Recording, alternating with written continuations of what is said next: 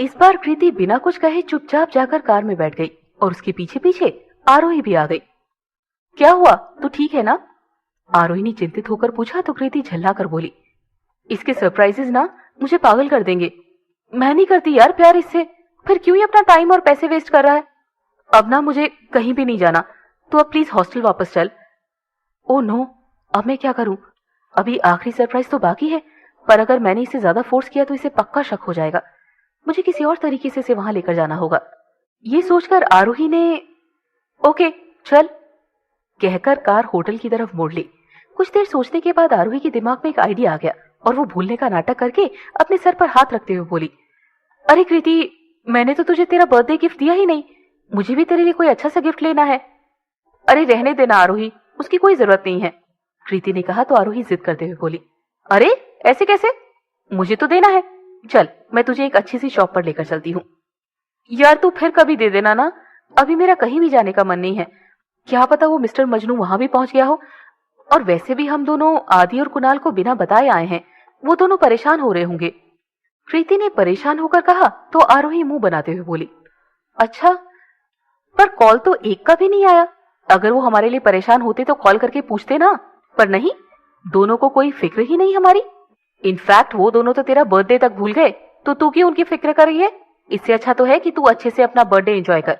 वो दोनों भी हम दोनों को होटल में ना पाकर मजे ही कर रहे होंगे।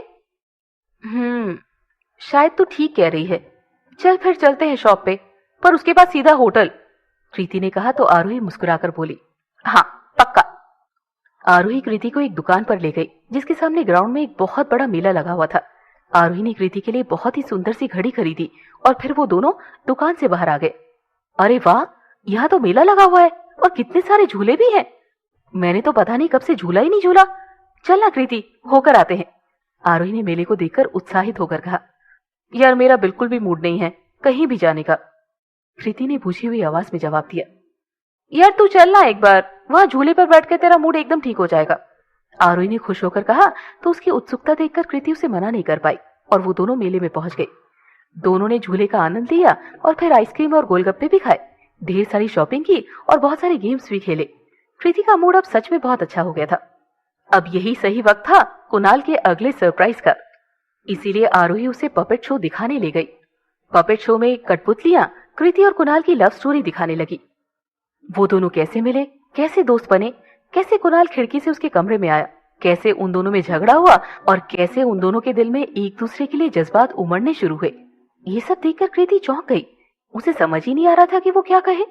वो इस बार सरप्राइज भी थी और हद से ज्यादा खुश भी।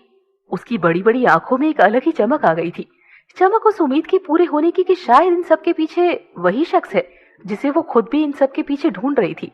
लेकिन आरोही कुणाल की मेहनत और इस सस्पेंस को बर्बाद नहीं होने दे सकती थी, इसीलिए कृति के बोलने से पहले ही वो बोल पड़ी, क्या यार, ये लोग कुछ नया क्यों नहीं दिखाते, फिर से वही सेम स्टोरी। तुझे पता है जब मैं पिछली बार जयपुर आई थी तब भी यही सेम स्टोरी दिखाई थी इन्होंने। व्हाट, ये कोई रैंडम स्टोरी है? कृति ने चौंक कर पूछा तो आरोही मुंह बनाकर बोली, और क्या, मैं तो पता नहीं कितनी बार देख चुकी हूँ, तूने पहली बार देखी है क्या? हाँ शायद, कृति ने उदास होकर कहा और फिर उठकर जैसी वहां से चलने लगी तभी उसे अपने पास फिर से एक बॉक्स और एक लाल रंग का कार्ड पड़ा हुआ दिखाई दिया। इस बार कृति झल्लाकर उस कार्ड को नजरअंदाज करते हुए जाने लगी, पर आरोही वो कार्ड और बॉक्स उठाकर कृति को पकड़ाते हुए बोली, कम से कम देख तो ले कि क्या लिखा है, क्या पता इस कार्ड में उसका नाम लिखा हो।